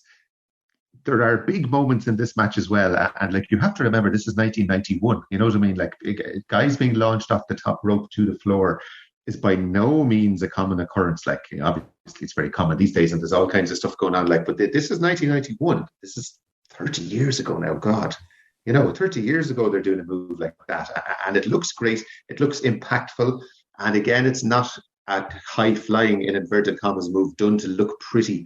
It looks effective, and it looks like it works, which is what makes it so good. And we're back in the ring, and Taue is in massive trouble, Jamesie, at this point in this match. But luckily for him, you know what he has? He has Masanobu Fuchi on his team, because as Kenta Kobashi is going to go for a suplex on Akira Taue, Masanobu Fuchi comes into this ring and drop kicks Kenta Kobashi in his left knee. This is the knee without the extra padding or protection. Yep. And thus begins one of the longest and best heat segments on any babyface's limb you will see anywhere or in any time in professional wrestling. And I know it's not a chop block. I know you love a good chop block. I do. This drop kick to the left knee is almost as good, in my opinion. Oh, it is. Like, and Kobashi has a way of, I don't know, it's just that he lets people attack his knee more than he should, but he has a way of his leg buckling under a move that makes it look so effective, doesn't it? Like when Fuchi hits this drop kick, I wound it back a few times, his leg kind of buckles inwards. And I suppose maybe that explains the problems he had in later life with his knees. But like, God almighty, you swear that this guy's leg is gone. You know what I mean? And like, you'll often DM me about a match and say, oh, you should watch that. It's a Jamesie match. And like, it's become well established at this point that the Jamesie match usually involves limb work and limb selling. And like, we're about to embark on possibly one of the greatest limb work segments in the history of pro wrestling, I would say. Like it is, and I let you talk the listeners through it, like, but like you have to understand that I'm sitting for the next 10 or 15 minutes watching this match, literally standing up, punching the air, because this is everything I could possibly want from pro wrestling. Well, the thing is Jamesie, like I was gonna think, like I'm gonna maybe let you embellish a lot of what happens, because like I was just like, there's so much going on in this segment. And like basically all three members of Tsuruta-gun basically take turns assaulting Kenta Kobashi's knee. But Masanobu Fuchi is especially vicious in his attack. Like Jumbo's vicious and Taue's vicious, but Masanobu Fuchi is like a torturer basically. And he sees Kenta Kobashi, he's like, I don't know why he hates Kenta Kobashi's knee this much, or maybe he didn't buy him lunch that one time he was supposed to go out to the convenience store and buy everyone lunch. Maybe he forgot Fuchi's lunch. Maybe that's his payback for that. But Masanobu Fuchi is if you like people like punishing other people in wrestling, you will love Masanobu Fuchi in this segment, along with the other two members of Tsuruta-gun, but Fuchi especially. I mean, Jumbo and Taue take turns at different points driving Kobashi's knee on top of the commentators table on the outside. There's a great shot of some women fans they're absolutely hate Tsuruta-gun at this point, because they're obviously super Kobashi fans. They're yelling obscenities at Fuchi. I can repeat what they're saying, kind of. I think they're calling him a son of a bitch and a bastard as he attack. And this is the point where he's attacking Kobashi's knee with a chair. But I'm missing a whole lot. If you want to like go into a little bit more detail, please take over. Oh, like I'm trying to think. There's the barricade. At one point, they drop his knee on the barricade, and it looks so painful. There's a couple of times they go to the commentator's desk and they ram his knee onto that. And like, this isn't your WWE commentator's table. Like, this is your old school Japanese table with no give in it. Fuchi gets a chair and attacks the knee with the chair. He puts the chair on the ring apron at one point and drops Kobashi's knee down onto the hardest part of the chair. There's times when and the great thing about this as well isn't just the limb work, it's the guy who's selling the limb work. Good. It's a young baby face Kenta Kobashi screaming in pain, almost in tears. He's in so much pain and still trying his best to fight back, and every time he fights back, Fuchi will just do another drop kick to the knee, and it's like, you're willing on Kobashi to kind of make his comeback, and just when you think he might do it, bang, that drop kick to the knee again, And there's a really good point where, do you remember where Fuchi, he wraps Kobashi's knee up in the ropes almost, and it just looks so sick the way he does it. Like he's like this surgeon going about his work really calmly, really coolly, but just completely dissecting this leg. And there's one of my favorite parts is when Jumbo comes in at one point, and there's a single leg Boston Crab he does, but it's one of those high angle ones where he's standing up and Kobashi is just completely twisted underneath him, and it's like the pressure he's putting on this destroyed leg is just unbelievable, So it's just, as I said, it's so long, like it must be at least 10 minutes, it's WH, or 15 minutes even, and that sounds like in the wrong hands 10 to 15 minutes of limb work could be very grim, you know what I mean? Because like not all limb work is good. It's like everything. There's good limb work and bad limb work. There's boring. There's Triple H working a leg, for example. You know what I mean? Which I would not want to watch that man working a leg, pretending he's fucking Harley Race for 10 to 15 minutes. And then there's Fuchi, Jumbo, and Taue doing it, where it's just the most compelling and gripping thing you'll ever see in your life. I think one of the things is like, like you're saying this is like what you're saying is like there's always something happening in this match, like varied. At this point. It's varied, yeah. And it's like, okay, I'm gonna punch his leg. Okay, now I'm gonna put him in a single leg Boston Crab that looks like a lion tamer, basically, like you're saying, the high angle version. And then now I'm gonna lift him up and drive his knee into like this chair. I'm gonna wrap him up in the ropes. I'm gonna like put on like I can't remember if it's against him or Fuchi or like Kawada that Fuchi does the like a variation of the STF, but like the pressure is more on the knees than it is on the neck. You know, like it might have been against Kawada, but like there's points where he just puts on a move. It's not a wrestle. He's like, I hate wrestles that are actually designed to be wrestles to give the guy a breather. This is a move that you put on that you're actively working to like you know, make your opponent like quit. Basically, these could be submission holds for like the way we're talking about them, like punching him in the knee. Okay, like if Kawashi gave up at that point, I wouldn't blame him after the punishment he has endured. Yeah, absolutely. If the match finished with Kobashi giving up, it would be phenomenal. You wouldn't argue with it. Like in a lot of matches, that would be like, is that it? He never fought back. But you could honestly believe that he would give up here. And one of the little pieces I have to point out as well. Do you remember there's a figure 4 that Taue puts on at one point? Yes. And the struggle that they go through just in the simple placement, like Kobashi tries to block him from getting the other leg over to put pressure on it. But there's this insane struggle over a simple move like the figure 4. And I see these two doing it, and I wonder why people don't do that more often with this figure 4. You know, the way people just put the figure 4 on now and that's it. Whereas you could buy another 30 seconds by having a struggle over it. And there's an amazing shot of Kobashi when the figure 4 is finally fully applied and he's just struggling in this move. He's in agony. He's drenched in sweat and he's nearly crying his eyes out in pain. And it's just like, God, this guy is one of the greatest baby faces of all time. Like, you feel so much for him while he's struggling against these guys. I think, you know, he went to the correct promotion because he was taught how to express passion in his offense, but also when he's, you know, selling. Like, that's the tenet of like Giant Baba is like, pro wrestling is passion. You know, pro wrestling has to be emotional. Like, it's not about like, oh, I'm tougher than, you know, martial arts dude. That's the other philosophy of Japanese wrestling. And and there's like great examples of people who do that style and like having amazing matches. But I will always lean towards, you know, King's Road, the Royal Road of Giant Baba, because to me, it's like, look how many people he's produced who are such great people, like great characters that you can invest in and project yourself onto and think, oh my God, if I was that person, I would be feeling this way too. If this is being done. And like, when I'm making my comebacks, this is how, you know, how fired up I would be as well. Like, that's just my opinion about it. But like, that to me is like why I always will prefer this style of wrestling to almost anything else that exists in the history of professional wrestling.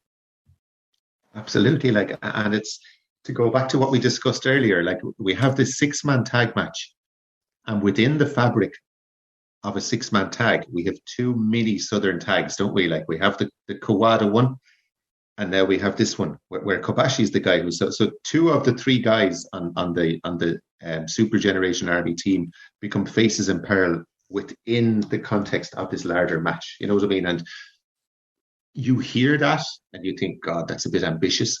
And would that not get boring doing that twice? You know what I mean? Like, you would rarely see that happen twice in a normal tag match. Usually you see it once and that works. Twice, would you not think, God, that's a bit overkill? Would it not be a bit samey? But like, it's not at all, because they're 2 totally separate and different face and peril segments, but both equally compelling in their own way. Yeah, I mean, it's different body parts as well. Like, different one is body parts, and different people that they're. If they did this, if they kept on doing it to Kawada, I think maybe we were having a different conversation. But they do it to two different people, and it's 2 different body parts. But Kobashi is able to finally get out. He tags in Kawada, and Dangerous K is just an absolute ball fire. The Southern tag, hot tag. Kawada, Toshiaki Kawada is Robert Gibson. To Kenta Kobashi's Ricky Morton. Can't believe I'm making that analogy, but here we are. But it's true. Yeah. It is. Yeah. And he just starts hitting Fuchi with these elbows to the face and then knocks him down with a short range lariat. He falls up, he grabs a wrist, and this is one of my favorite Kawada spots. He grabs a wrist, he chops the guy. He maintains wrist control, pulls him back up, chops him again, maintains wrist control, pulls him up, chops him down, and he goes for a 2 count. On this, he only gets 2. Misawa then tags in and hits Fuchi with elbows, but Fuchi reverses an Irish whip, whip, and he doesn't do anything fancy, Jamesie. He reverses Irish whip and just punches Misawa in the face. What a great moment. What a great man Masanobu Fuchi is. Kobashi comes in. Kobashi sees this. He comes in, and then Fuchi punches him for good measure, too. The crowd then starts the Fuchi clap call to show their appreciation for what a great man that we are talking about in Masanobu Fuchi in this match. It's great. I love this spot. Like it's like literally everything you describe. I'm sitting here going, yeah, that was amazing as well. Like it literally is everything, isn't it? It's a punch in the face. But even that, after this huge extended sequence, a simple thing like a punch in the face, and he has Korakuen Hall in the palm of his hand. Like it's just incredible. Jumbo comes in, hits Misawa with a folding powerbomb for a 2 count, and this is the point where I feel like the crescendo of the match has started. We're in the stretch now, aren't we? Yeah, for sure. Double team lariat on Misawa from Taue and Jumbo here. Taue goes for the Canadian backbreaker. And I got to tell you something. This is funny. My second viewing of this. So they're setting up the Canadian backbreaker in the corner, right? In Tsuruta-gun's corner. And at some point you hear someone in the audience, like a female fan saying, "Nani?" like, which means what? In Japanese, it means basically what she's saying. What are you doing? I don't understand this. What is that? Amazing. Which teaching them new moves. When I'm hearing this, I just started laughing because like they don't understand like why you're doing the setup for a Canadian backbreaker like this. But that's what they're going for. They're going for the Canadian backbreaker in this. Jumbo, Fuchi and Jumbo are standing guard, as Taue has, Misawa up in this move, but Kobashi is able to sneak in. He kind of does goes around Jumbo, I think, and just saves Misawa here. Misawa from this backdrops Taue and goes for a pin, but only gets a 2 here. Misawa avoids the Taue sumo stance lariat and hits the Tiger Driver, the regular one, only gets a 2 count here, and the crowd's really well into all these near falls, and especially this one because they're again referencing the singles match that Taue had with Misawa back in January. Where am I here? Kobashi hits his moonsault on Taue, only gets a 2. So like at this point, Fuchi breaks up the pin. So like Taue would have got pinned, but that bastard Fuchi, saves his team again from losing. He breaks up the pin. This is great. Like this is where Taue, I think, also shines. Like he's just surviving this onslaught of this assault of finishers from like the Super Generation Army here, Jamesie. Yes, and the thing now that I'm also watching like a hawk because I hadn't watched this match now till I rewatched it. I hadn't watched it in a while, and in my head is like I've already penciled in my 5 stars. Okay, and I'm thinking, God, what if Kobashi doesn't sell the leg now after all that 15 minutes? If he doesn't sell the leg, I may have to dock this match a 1/4 star. So I watch it like a hawk, and he does. So like when he breaks up that initial pin, he definitely hobbles in and is still selling the leg.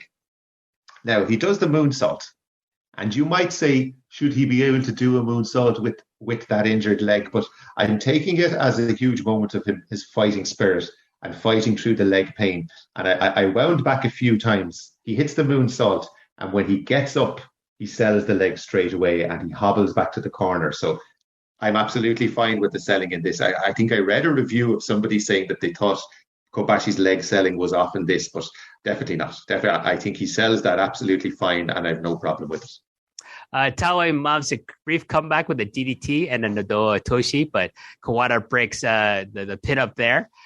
Melee breaks out with Kawada standing in the background while Jumbo is pushed back by Kyo Iwata, and Kobashi takes out Masanobu Fuchi. He throws him out of the ring, and when the moment is right, this is so amazing. When the moment is right, Kawada comes in. He hits Taue in the back of the head with a lariat, knocking him out. And this is the same move that won him the match with Taue on January 15th. So this is calling back again to that match. And this allows Misawa to use the Tiger Suplex to get the 1-2-3. And so it's really Kawada who beats Taue. And Misawa is just kind of, the coup de grace is the tiger suplex. It's like it's the crossing the T, dotting the I here. Yeah. But it is Kawada's lariat to the back of the head, because this knocks Taue out as it did on January 15th. And I think the way this is shot, the way this is laid out, how everyone is positioned in the ring is absolutely perfect, because you don't know what's going to happen. And then he hits that lariat.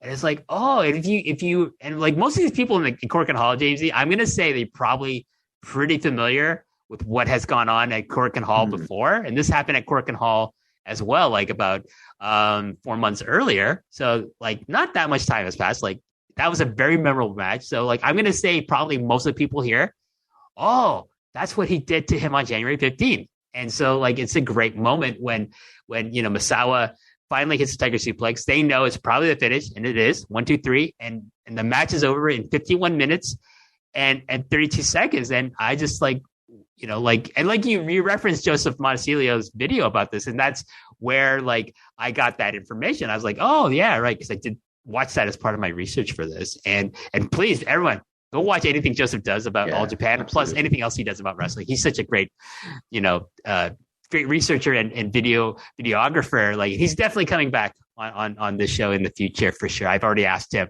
but I just love this finish, because like if you have that context, it's really amazing. And just the execution of all the elements of the camera work and the positioning in the ring, like I was saying before, is just if I think about it, so it's like, how do they do that? How do they pull that off? But that's just the beauty of like professional wrestling when it's done right.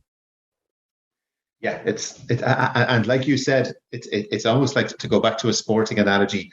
Yes, Misawa scored the goal, but it's like Kawada had a massive assist. You know what I mean? Like Kawada did all the work, and then Misawa would happen to be the guy to score the goal. But like it never would have happened without Kawada, And it's like, yeah, it's a really great finish. And like after all that, after 50 minutes, it doesn't even take one of the big moves from Misawa to win the match. Like it's the bridging tiger suplex. It's like probably his third tier finish at this point, maybe, if even that. But because it's pure opportunism, isn't it? It's the one point in the match where he gets to hit a finisher when no one else is around to break it up. You know what I mean? And I love that. I've always loved that. It was one of the first things that struck me about Japanese wrestling when I started watching, was that thing they did in tag matches, where you would have pins would always be broken up, and then at points you'd have guys on a team blocking each other from breaking up pins. And it gives the tag matches almost a kind of a tactical element. You know what I mean? Like this is the one time that Misawa got Taue on his own in the ring and was able to hit a big move on him and finish the match without anybody breaking it up. And it just adds to the excitement of it, really, doesn't it? And the genius of it. And as you said, just an amazing finish. And the camera catches it all so perfectly. Oh, yeah. And the fans are absolutely, love this match. Oh, yeah. They show their appreciation. There's a rare, like they're chanting Zen Nihon, which means All Japan in English. Okay.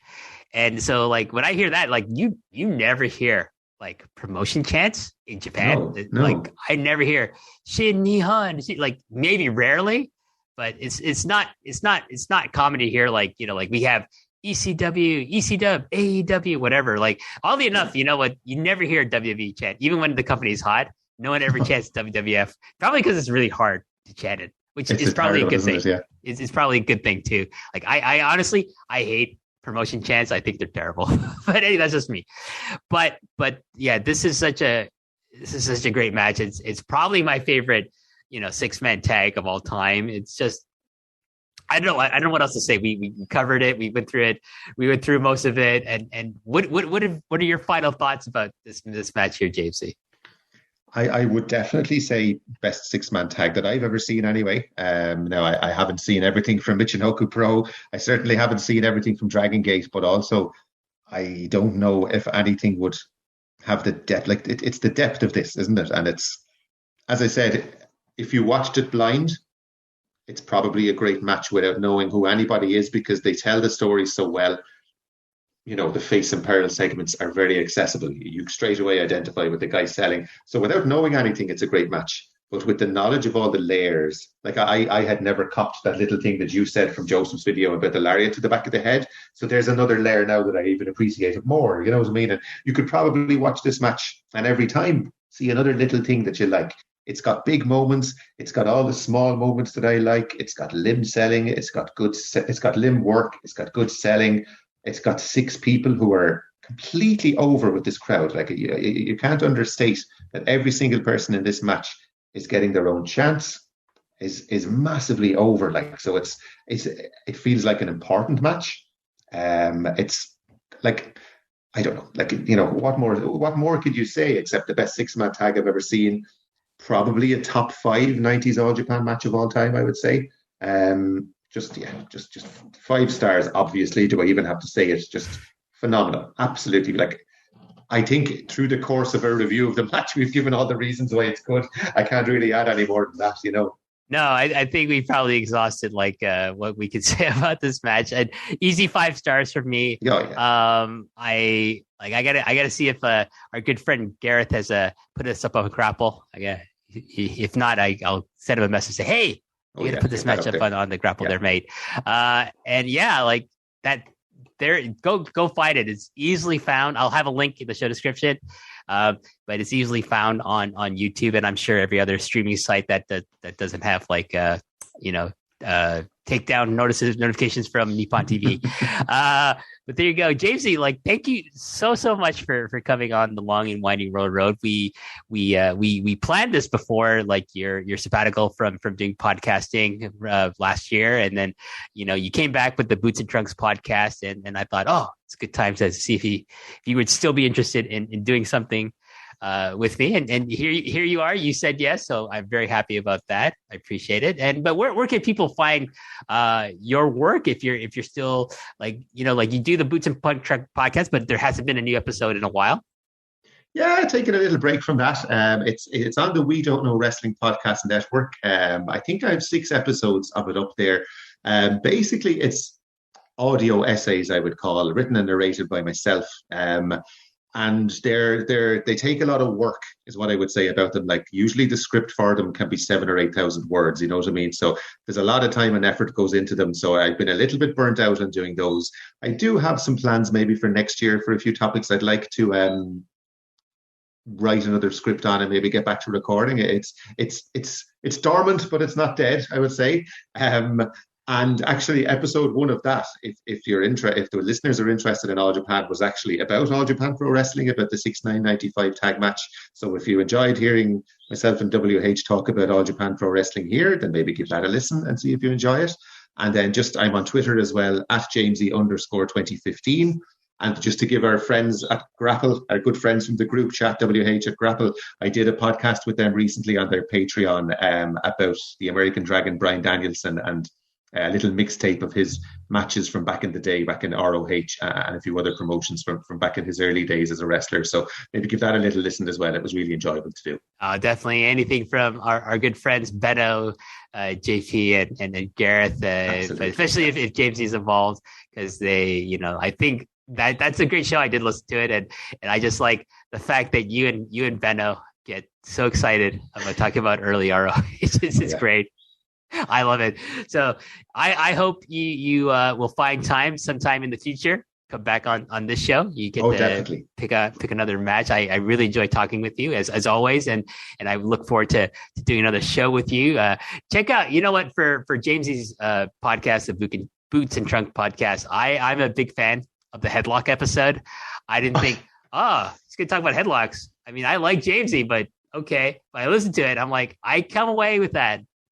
Listening to that with appreciation for the headlock done right. And if you are interested in can a headlock be interesting? Listen to that particular episode of James's podcast on the We Don't Know Wrestling Network, easily found over wherever you get all your podcasts. But for Jamesie, I want to thank all listeners for supporting this show, especially if you bought the Long and Winding Road Pillars t-shirt, which, we got a new person who bought a t-shirt. You might have heard of this guy. His name is Andrew Thompson. Andrew Thompson, I appreciate you buying that t-shirt, my friend. Thank you very much. And you can find that over at store.postwrestling.com. Jamesie, your fellow Irishman, Alan Farrell, has a white version of that he likes to do when he's gardening. And like, it looks good on him. I don't know if you've seen the picture. Man.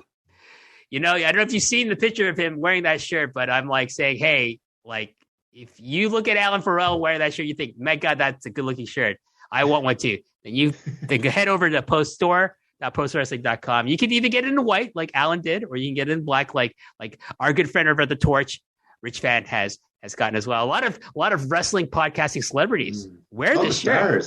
All the stars. I know JP Houlihan has one. God. So another sort of Irishman. Like, there you go. Stars and handsome men, I have to say. You've got some good medals knocking around. I am super popular in Ireland, it seems. I don't know why. With the Irish. I don't know. It's something, maybe because like I'm Korean and I think Korean people are the Irish of Asia. That might be it. It's because you were praising Tato crisps before. That's it, WH. Remember the 4 L's gave you Tato crisps. So once you praise something like that, you're a hero in Ireland forever. Oh, thank you. I'll take it. I'll take any appreciation I can from Ireland. I hope to visit there one day in the future. But Jamesie, thank you so much. Thank you to all listeners for supporting the show. And Jamesie will come back sometime in the future. And we got some more great episodes coming up. We're gonna do some more. You think all the biographies are done? We're not finishing with Taue. The next biography, James, I'm gonna reveal it. The next biography is the unofficial fifth pillar. That's Jun Akiyama. That's gonna come in the future, probably sometime in 2022. So look out for that. I know who's gonna do that podcast with me. The Jun Akiyama expert. He's already slated. He said he's gonna do it. I'm not gonna say who he is until we get closer to recording. But yeah, we got so many great things to look forward to. We got Post Perez coming up every month. Sometimes we got a bonus episode of that. I'm going to be coming back with the Hawkeye reviews with Wei Ting over at MCU later on the Post Wrestling Cafe Patreon. So many things, but I'm exhausted. Jamesie, I know you're exhausted. I'm exhausted, but thank you everyone for listening. And until next time, goodbye.